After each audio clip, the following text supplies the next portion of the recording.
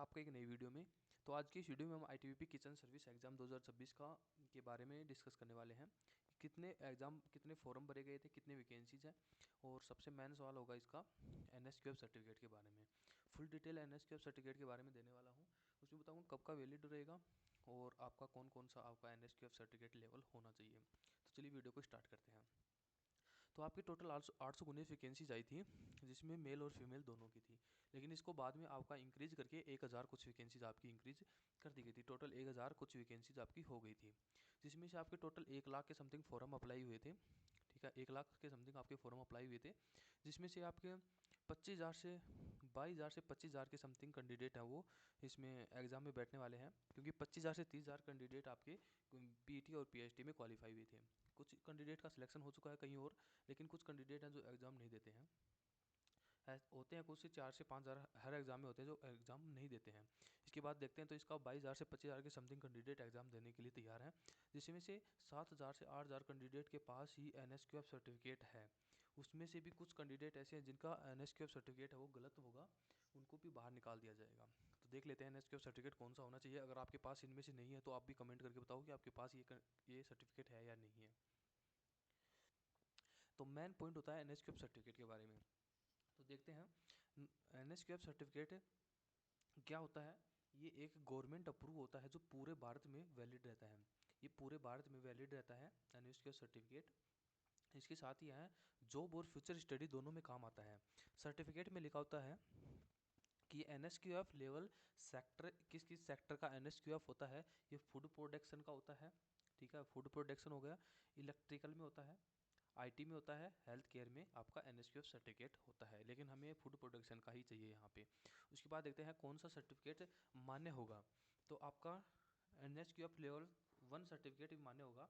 अगर आपको नहीं पता एनएसक्यूएफ सर्टिफिकेट लेवल 1 क्या होता है, तो मैं आपको बता देता हूँ कि इसमें एनएसक्यूएफ में लेवल 1 से लेकर 10 तक आपका लेवल होता है।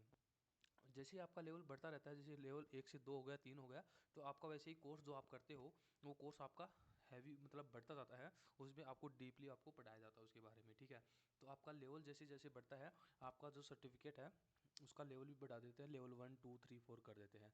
तो आपके पास जो सर्टिफिकेट है वो आपका सर्टिफिकेट मान्य रहेगा। अगर आपने फूड प्रोडक्शन कोर्स कर रखा है एनएसक्यूएफ से, तो आपका वो सर्टिफिकेट मान्य रहेगा। किचन सर्विस का कोर्स कर रखा है तो भी आपका मान्य रहेगा। उसके साथ ही कुकिंग और किचन असिस्टेंट का कोर्स कर रखा है तो भी आपका ये मान्य रहेगा। अब देख लेते हैं कि कौन सा वैलिड रहेगा, वैलिडिटी इसकी डेट कौन सा आपकी कौन सी डेट का एनएसक्यूएफ चलेगा। तो एनएसक्यूएफ लेवल 1 नीचे की तारीख का वैलिड रहेगा 1 अक्टूबर।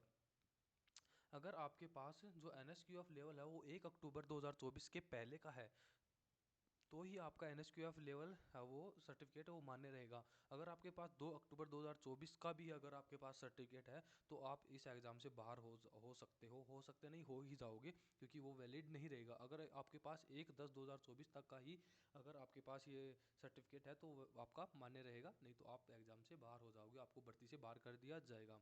अगर आप अब आपकी कट ऑफ देख लेते हैं, तो जनरल से अगर आप हो तो आपकी मेरिट जा सकती है 30 से 35 नंबर। ठीक है, ईडब्ल्यूएस की 28 नंबर से 33 नंबर है। ये आपका जो आपको डाटा दिया जा रहा है, ये बहुत ही सोच समझ के अनुमानित स्कोर निकाल के आपको ये डाटा दिया जा रहा है। उसके बाद ही ओबीसी का है 25 नंबर से 30 नंबर से, इससे ज़्यादा आपका ओबीसी का 30 नंबर से ज़्यादा ओबीसी की मेरिट नहीं जाएगी। उसके बाद एससी एसटी का देख लेते तो 22 से 25 आपका एससी एसटी का रहेगा। और इसमें आपका ट्रेड टेस्ट नहीं रहेगा, क्योंकि आपके पास एनएसक्यूएफ सर्टिफिकेट है तो आपको ट्रेड टेस्ट नहीं रहेगा। मैंने आपको पहले बताया था कि इसका ट्रेड टेस्ट होगा, लेकिन मैं गलत बता रहा था, इसका ट्रेड टेस्ट आपका नहीं रहेगा। अगर आप एक्स सर्विस मैन हो तो आपकी कट ऑफ जाएगी 25 नंबर से 30 नंबर। अब इसका एग्ज़ाम के बारे में देख लेते हैं, एग्ज़ाम आपका कब हो सकता है। तो आपका एडमिट कार्ड हो 15 फरवरी के बाद। 15 फरवरी के बाद आपको इसका एक नोटिफिकेशन देखने को मिल जाएगा एडमिट कार्ड के रिलेटेड, कि आपका 15 फरवरी के बाद आपका एडमिट कार्ड आएगा। और मिड मार्च में आपका एग्ज़ाम हो जाएगा इसका। ठीक है, मिड मार्च में आपका एग्ज़ाम होने की पूरी पूरी संभावना है। ठीक है, आपका मिड मार्च में एग्ज़ाम हो जाएगा। ठीक है, वीडियो अच्छा लगे तो वीडियो लाइक, चैनल को सब्सक्राइब जरूर करना। और अगर आपको सर्टिफिकेट में कुछ आपका सर्टिफिकेट में कुछ गड़बड़ है, कुछ गलती है, तो आप कमेंट में ज़रूर बताना। हम उसके बारे में भी ज़रूर देखेंगे, उसके पता करेंगे कि कुछ गड़बड़ हो, सही हो सकता है, नहीं हो सकता है, तो उसके बारे में भी हम आपको ज़रूर बताएंगे। तो वीडियो में कमेंट कर देना अगर आपका कुछ सर्टिफिकेट गड़बड़ हो तो। और आप टेलीग्राम ग्रुप को ज्वाइन करके आप मेरे को डायरेक्ट भी मैसेज कर सकते हो सर्टिफिकेट के बारे में कुछ भी पूछना हो तो।